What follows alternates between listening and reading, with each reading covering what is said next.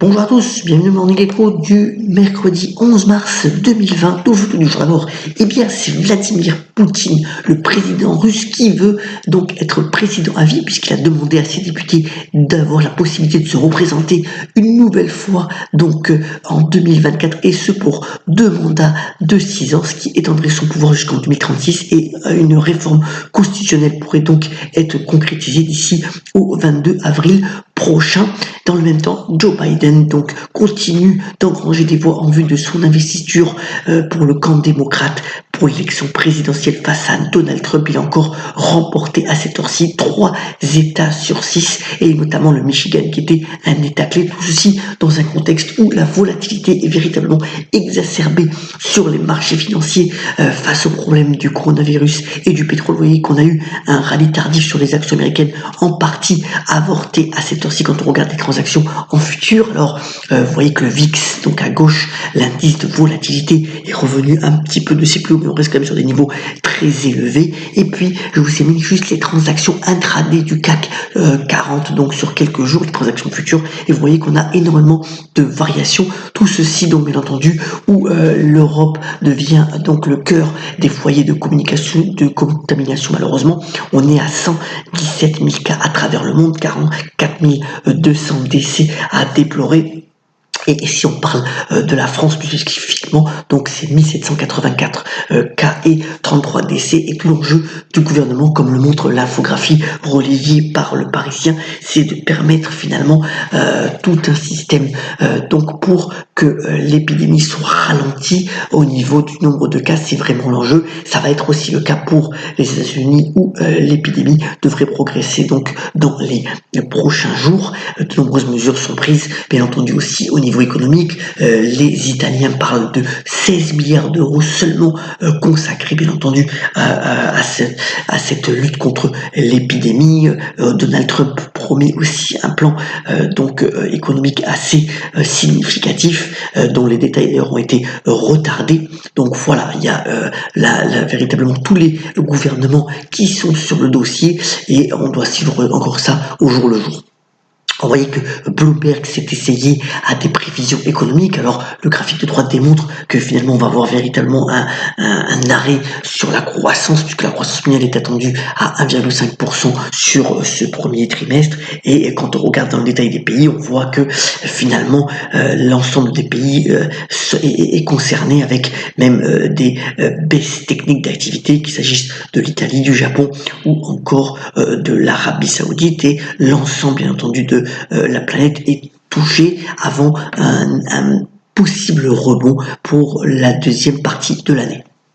Alors, plus spécifiquement sur le secteur aérien, c'est quand même assez intéressant aussi de noter, bien entendu, au niveau des valorisations boursières, comme le montre graphique de droite, ça a largement baissé. Et puis, le nombre d'avions qui sont commandés, alors qu'on avait une décennie de croissance, est véritablement en train de baisser assez significativement. Moins de demandes, moins de commandes de la part des compagnies aériennes. Vous voyez que là, c'est notamment la photo de l'aéroport de Tel Aviv qui normalement est plein, il est pratiquement vide.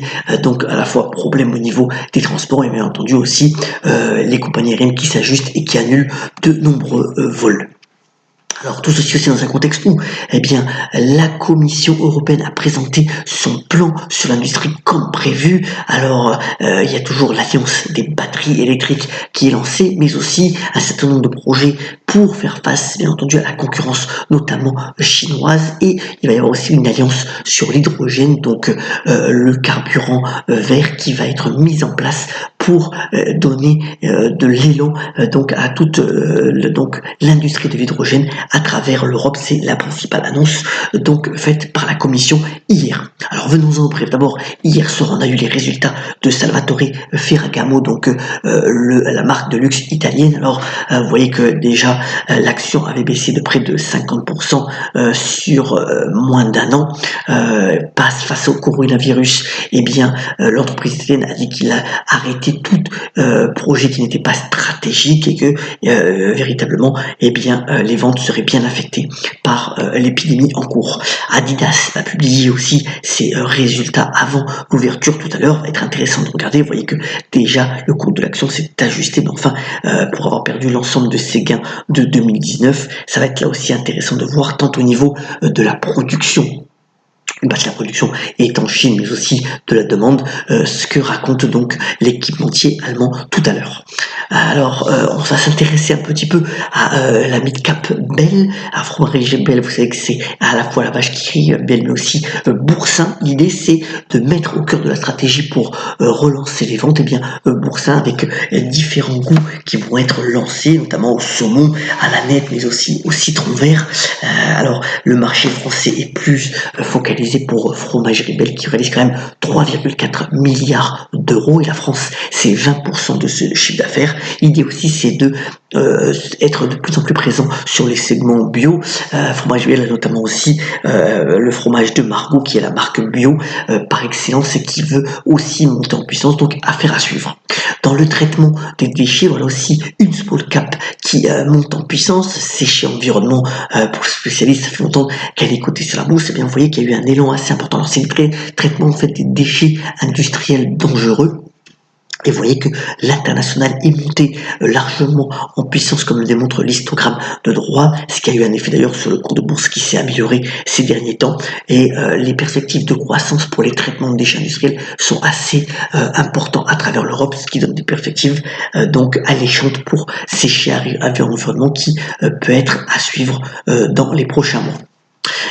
Voilà une nouvelle assez importante au niveau de tout ce qui est philanthropie, c'est Walmart. Alors, on sait que c'est le premier distributeur au monde, premier employeur aussi des États-Unis qui pèse plus de 330 milliards de dollars en bourse et qui, vous voyez, a vu quand même son cours de bourse pas affecté par le corona, enfin en tous les cas très peu, on est pratiquement au plus haut historique. Et bien 48 milliards de dollars vont être donc mis dans la fondation de la famille pour bien financer des œuvres caritatives, et ça c'est quand même une nouvelle assez importante. Nombreux projets, notamment dans l'éducation, vont être mis en place donc par la famille Walton qui est à la tête donc de Walmart. Alors c'est mercredi, bien entendu, journée des sorties qui ont pu y aller. Alors j'ai sélectionné 3 films. D'abord, bien La Bonne Épouse avec notamment Juliette Binoche.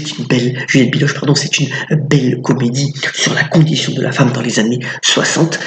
Un film qui est véritablement peut-être le film clé de cette semaine, c'est Un fils, donc avec Samy Bouajila qui réalise une performance d'acteur assez incroyable. Voilà, l'histoire est assez belle autour donc d'un fils qui a malheureusement une maladie, et un test ADN démontre que finalement son père éducatif n'est pas son vrai père biologique. Voilà une belle histoire et une performance donc assez incroyable, saluée par la critique donc par Samy Bouajila. Et puis une comédie loufoque qui a reçu finalement des critiques assez contrastées, donc Une sirène à Paris avec notamment Nicolas Duvauchel, deuxième film donc de Mathias Malzieu qui est plutôt bonne, mais dont il y a quelques longueurs, donc voilà, contrasté, mais qui permet aussi le détour si vous avez envie de vous détendre. Terminons ce Morning Coup par la citation du jour. Elle nous vient du grand Albert Einstein qui a notamment déclaré « Il est plus facile de désintégrer un atome qu'un préjugé ». Soyons solidaires et on la pêche, bien entendu. Soyons aussi vigilants par rapport au coronavirus, mais avec confiance. Et on se retrouve demain pour un nouveau Morning Coup. Excellente journée à toutes et à tous.